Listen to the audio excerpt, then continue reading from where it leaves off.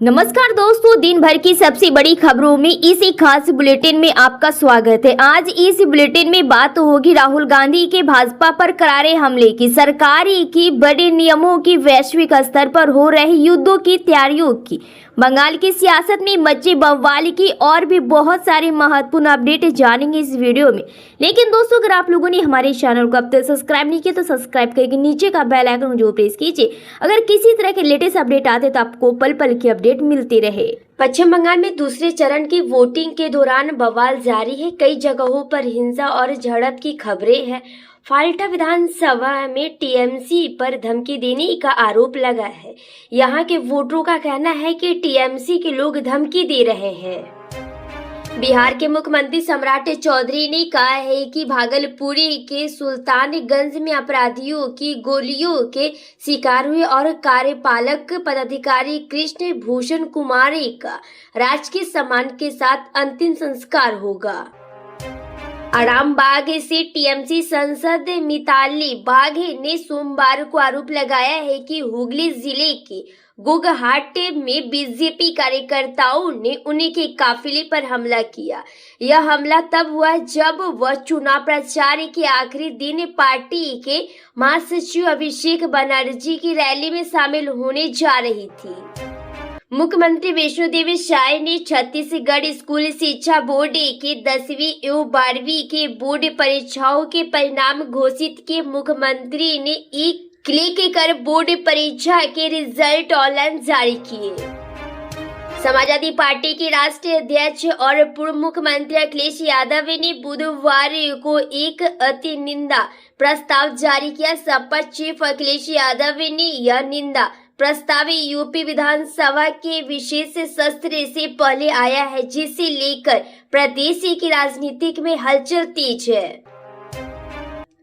प्रधानमंत्री नरेंद्र मोदी ने उत्तर प्रदेश को असीमित क्षमताओं वाला प्रदेश करार देते हुए बुधवार को कहा है कि कभी पिछड़ा और बीमारू कहा जाने वाला यह राज्य अब $1 ट्रिलियन की अर्थव्यवस्था बनने जैसे बड़े लक्ष्य की प्राप्ति की दिशा में पूरी तैयारी के साथ आगे बढ़ रहा है।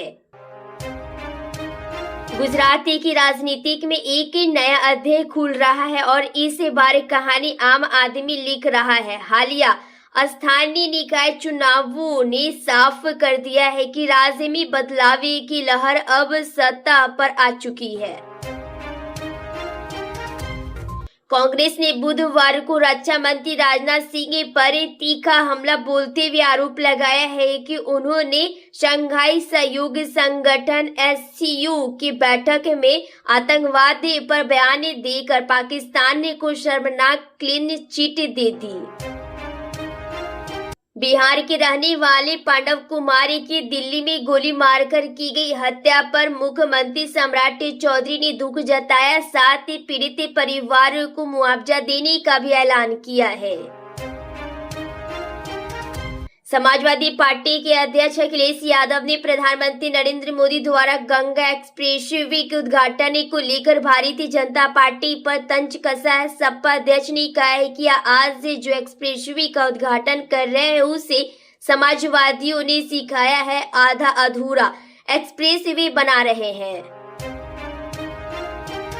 समाजवादी पार्टी के अध्यक्ष अखिलेश यादव ने प्रधानमंत्री नरेंद्र मोदी द्वारा गंगा एक्सप्रेसवे के उद्घाटन को लेकर भारतीय जनता पार्टी पर तंज कसा। सपा अध्यक्ष ने कहा है कि ये आज जो एक्सप्रेसवे का उद्घाटन कर रहे हैं उसे समाजवादियों ने सिखाया है, आधा अधूरा एक्सप्रेसवे बना रहे हैं। प्रधानमंत्री नरेंद्र मोदी गंगा एक्सप्रेसवे का उद्घाटन करने उत्तर प्रदेश के हरदोई पहुंचे तो उन्हीं के निशाने पर थी कांग्रेस और समाजवादी पार्टी। इस दौरान पीएम मोदी ने 2027 में होने वाले यूपी विधानसभा चुनाव के लिए गोल भी सेट कर दिया। लखनऊ में समाजवादी पार्टी के राष्ट्रीय अध्यक्ष अखिलेश यादव ने एक बड़ा राजनीतिक बयान देते हुए कहा है कि पार्टी सत्ता में आने पर वरिष्ठ नेता आजम खान को इंसाफ दिलाएगी।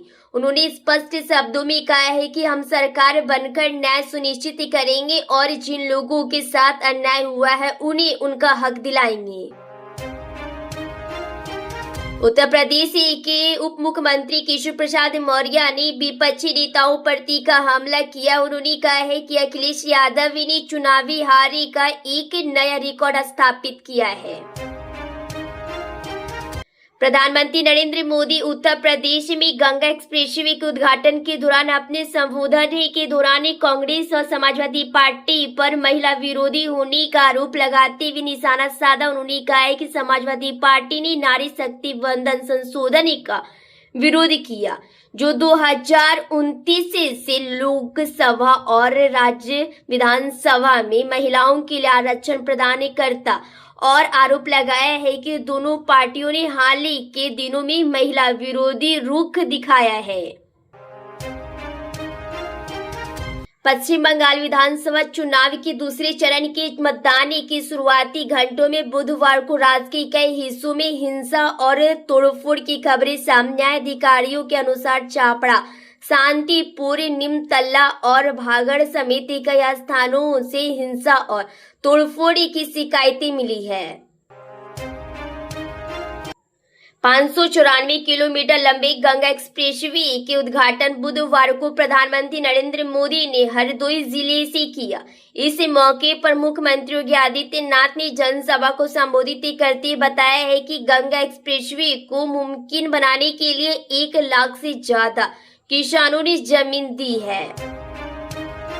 उत्तर प्रदेश के मुरादाबाद में पहुंचे कैबिनेट मंत्री और सुहेलदेव भारतीय समाज पार्टी प्रमुख ओम प्रकाश राजभर ने समाजवादी पार्टी के राष्ट्रीय अध्यक्ष पर सीधा हमला बोला और ओम प्रकाश राजभर ने कहा है कि अखिलेश यादव को बंगाल में हो रही घटनाओं का दर्द हो रहा है, क्योंकि वो चाहते हैं कि उत्तर प्रदेश में अमर चैन भंग रहे, दंगे हो और मार काट जारी रहे। पेंशनरों के लिए 29 अप्रैल का दिन खास रहा। मध्य प्रदेश के मुख्यमंत्री डॉक्टर मोहन यादव ने समग्र पेंशन योजना के तहत 33,45,231 हितग्राहियों के बैंक खाते में 200 करोड़ 71 लाख रुपए की पेंशन सिंगल क्लिक के माध्यम से ट्रांसफर की। केंद्रीय गृह मंत्री अमित शाह के खिलाफ मंगलवार को कोलकाता हाई कोर्ट में एक रिट याचिका दायर की गई है। इसमें आरोप लगाया गया है कि उन्होंने 21 अप्रैल को दार्जिलिंग में एक चुनावी रैली के दौरान भड़काऊ और अपमानजनक टिप्पणी की थी। दिल्ली विधानसभा के एक दिवसीय विशेष सत्र में मुख्यमंत्री रेखा गुप्ता ने विपक्ष पर अब तक का सबसे तीखा हमला बोला। महिला आरक्षण के मुद्दे पर चर्चा के दौरान उन्होंने कहा है कि विपक्ष की महिला विरोधी सोच ही वह सबसे बड़ी वजह है, जिसके कारण देश की आधी आबादी को दशकों तक उनके अधिकारों से वंचित